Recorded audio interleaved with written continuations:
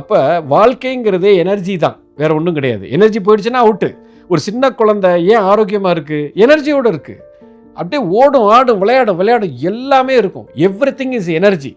ஒரு வாழ்க்கையில் பெருசாக நீங்கள் சாதிக்கணும்னா, இன்னொரு காணொலியில் சொல்லியிருக்கேன், சக்தி எந்த காரியத்தில் நீங்கள் பண்ணுறீங்களோ அதுக்குள்ளே போகணும். ஸோ லைஃபே it is a game of energy, வேறு ஒன்றுமே கிடையாது.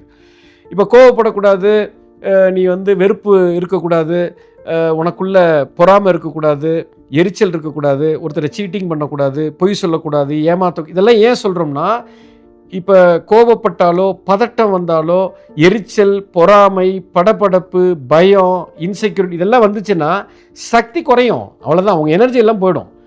கோவப்படுற அன்றைக்கி பாருங்கள், எனர்ஜியே இருக்காது.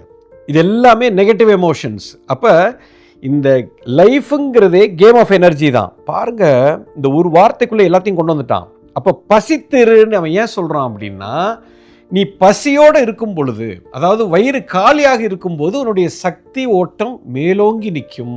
இப்போ ஒரு உணவை உள்ளே போட்டிங்கன்னா அந்த உணவை ஜீரணம் பண்ணுறதுக்கு ஜீரண மண்டலம் வேலை செய்யும். அப்போ ஜீரண மண்டலம் வேலை செய்யும் போது உடம்புல இருக்கிற சக்தி பூரா விரயமாகும். அது சும்மா கிடையாது. ஒரு பொருளை ஜீரணம் பண்ணுறதுக்கு எவ்வளோ வேலை பண்ணோம். அதனால தான் சித்தர்கள், ஞானிகள் உபவாசம் இருப்பாங்க. ஏன்னா எனர்ஜி அக்யூமுலேட் பண்ணணுங்கிறதுக்காக தியானம் பண்ணுறாங்க. ஸோ பசித்திரு, எப்பயுமே பசியோட ஒருத்தன் இருக்கும் பொழுது எனர்ஜி உச்சக்கட்டத்தில் இருக்கும்.